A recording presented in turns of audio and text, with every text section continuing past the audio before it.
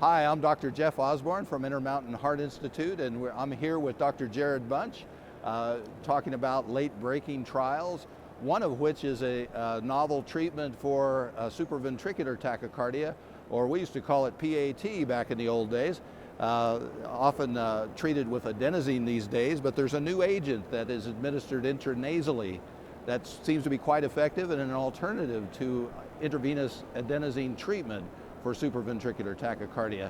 Would you like to tell us a little bit about that, Dr. Bunch? No, thank you. Well, we know that patients, to get adenosine, they have to come into the emergency room. It's a drug that they feel poor receiving it, but it's highly effective. So we've long wanted to enable patients to be able to treat themselves.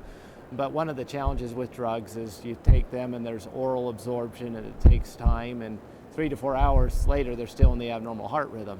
So this is a novel drug called Etripamil, in which you inject it intranasally and it's rapidly absorbed, and it has the ability to abruptly convert the heart. In this study, tested 4 doses and looked at the time to respond. And what they found is in upwards to 90% of the patients, it would convert their rhythm in 2 to 3 minutes. So it was a highly effective therapy, and it was well tolerated. The only adverse side effect they saw was a mild decrease in blood pressure. So if we use this agent, it's highly effective. We'd want our patients to lie down, but it enables them to control their heart rhythm at home.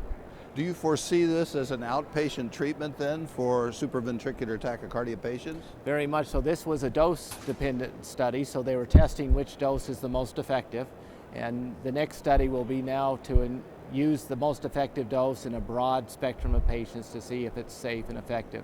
But clearly with that trial performed and completed, this may become an everyday use drug and really help our patients stay out of the emergency room.